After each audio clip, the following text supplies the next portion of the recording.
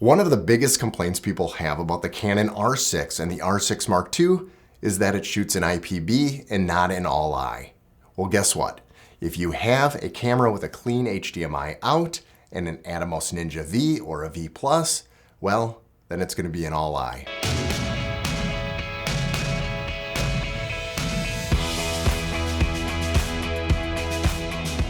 Hi, I'm Jared with VisibleTour.com and welcome to my channel. And if you're new here, please subscribe because you're gonna love it. It's awesome. We have a great time talking about video equipment, photography, and gear. But today's huge. I wanna talk about something that came up in a comment right there. That person is brand new to the channel, just subscribed, unless they just unsubscribed, but last I saw they subscribed. They brought up this question and said, hey, Jared, why is nobody even talking about this? And I thought, I don't know. I thought everybody knew about this. Like, how do they not know that a ProRes actually is an INTRA codec, which is an all-eye codec? Before I go into it and talk about what all-eye is, what IPB is, what INTRA and INTER mean, let me go back a little bit and talk about the biggest complaint people have about the Canon R6 and R6 Mark II, which honestly is not a complaint to me at all. I have not had an issue with this, and it could be because I have a very powerful computer. It could be that it just doesn't bother me for shooting out content for online, which most of my clients are doing. It's not commercial work, but that's IPB. IPB is an inter frame. Inter is, it's kind of predicting the next shots of the frame without grabbing individual iframes. So if you think about 5 or 6 frames, the inter will grab the first one, they'll try to predict the next few, and then grab the last one, and then they kind of wrap it together. And so it makes it a smaller file, they're trying to predict it. It is more compressed. It's harder to edit on some computers. I haven't had really any issues with it at all, but some people do. And if you're gonna be doing slow motion, if you're gonna be kind of picking specific frames, it can be hard to edit a little bit, but also to pinpoint a specific frame. Whereas in all eye is gonna be individual iframes. And in these iframes, you can pick specifically the frames. There is no prediction. It is absolute. And that's what people are complaining about. In all eye, you can edit it on a very simple computer and you can specifically choose those images. It also does bring up the shadows a little bit more. There's more detail. So when people think about the Canon R6 and the R6 Mark II, they're always thinking, well, I can't shoot in all eye. Well, if you have an Atomos Ninja, it has a codec called ProRes. ProRes is in that INTRA format. So it's gonna be an individual iframe, which is like an all-eye. It's gonna grab it individually. And as long as you have a camera that has a clean HDMI out, it's gonna be capturing in this codec the ProRes, and that's gonna give you those individual frames. That is nice. This gives you the option, and ProRes is one of the easiest things to edit. A simple old computer can edit it. The problem with ProRes is it's a ginormous file. It's not compressed very much like you would with the H.265 or the H.264.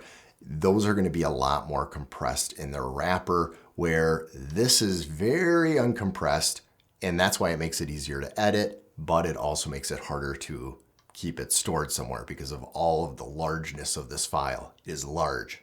It is ginormous. So with the Canon R6 Mark II, when you're recording internally in the camera, not using the Atomos Ninja, it is creating an IPB format codec where it's doing that predictive. It's more compressed. It's nice.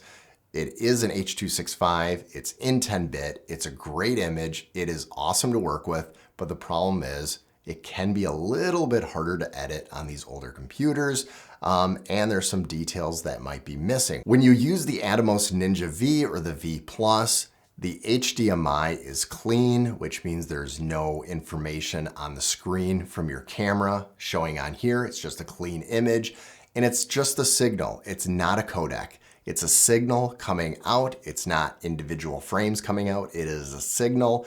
And then what this does is it interprets that signal and it creates the codec internally, which is going to be in an all-I format. You're using that specifically with the ProRes codec in here. So the ProRes is going to be an INTRA codec, not an INTR. An INTR is that predictive, and it's more compressed, and it's missing some information. It's going to be INTRA. So you're going to be getting it in that INTRA format, and it's going to be an awesome file to work with. It's going to be large, but for those of you that complain about cameras that have IPB and not all-I, well then get this. If your camera has a clean HDMI out like the Canon R6 and the R6 Mark II do, well then the V and the V Plus are the way to go. Now the Ninja V does offer an upgrade for the H.265 codec, and the V Plus automatically comes with that codec. The problem is I don't see anywhere where it says that it's going to be an INTRA codec within that wrapper of the H.265. So I don't know if it isn't an IPB or if it is an all-I INTRA. If it is, well then you can use the H.265 on here. You just can't use the H.265 internally in your R6 or R6 Mark II if you wanted to get that all-I frame. This would be the way to go, but I have not heard back from Atomos if this is something that the H.265 is going to be an all-I. And that's why at this point, I would say just record in the ProRes because you're going to get the best resolution, the best bit rate, and more data to work with in the long run. If you don't own a Ninja V or a V Plus, well, this is the time to consider it, and let me tell you why. First of all, the difference between the V and the V Plus, the V allows you to get up to 6K and the V Plus allows you to get up to 8K. Now, most of us don't have a camera that does 8K, but this at least gives you the option in the future to kind of future-proof those cameras. And so if you're gonna decide, I would go with the V Plus. It is only $100 or $2 more on sale for that, and I would do the V Plus. You can pick up the V Plus now for around $600. $575, and for about $375 you can get the V. I'm going to leave a link below, so if that's something you're interested in, you can use those links to purchase. But get this, one of the biggest things about having the Atomos Ninja V or the V Plus isn't always just recording out of your camera. Sometimes it's recording out of a console. So you can use a gaming console and start recording your games directly from here. That's what's kind of cool about it. You can also use this as not a clean HDMI out. You can use it as a unclean HDMI out. And what that means is you can actually record what is on your screen. I do that all the time when I'm doing tutorials and teaching you guys what is on the screen and settings for a camera. And then you can see that on there, and that's a good way to record it. But games, there's many ways to do it. You can also live stream with this. There's an Atomos Cast. The Atomos Cast is a couple $100, about $250 at this point on sale. And you can actually stream up to 4 devices at the same time and use it as a switcher. It uses a Sony LP battery. I usually use a ginormous one right on there so it stays powered. Otherwise, it does come with a power adapter that you can have it plugged in all the time if you're stationary. And then it's gonna be an SSD card, which 1 terabyte on here, you can get about $125 terabyte card. And you're gonna get a lot of storage, a few hours on there. It's really good, easy to hook up to the computer, and I have found this very helpful. Now, I used to have the V, and I started to just not use it as often. I was recording internally a lot, and it wasn't until I started doing more tutorials and trying to do screenshots where I'm like, you know what? I have to get this. And so I might as well get the V Plus. One of the big reasons that motivated me to get this was because the R6 Mark II is gonna allow you to do 6K RAW. When? I have no idea. I've been waiting for it, but it's supposed to be released soon with Atomos, and then you're gonna be able to do 6K RAW. And I think that's gonna be a cool feature, especially getting it on here. To reiterate, internally, you're gonna get IPB. That means it's gonna be predictive frames in between A and D, and so they're kind of mixing them up. And then if you record onto the ProRes of the Atomos Ninja V or the V Plus, it is gonna be INTRA, which is gonna be individual frames, also known as iframes. They're easier to edit even on an older computer. The files are bigger, that's the downfall, but the images have more detail, more bit rate.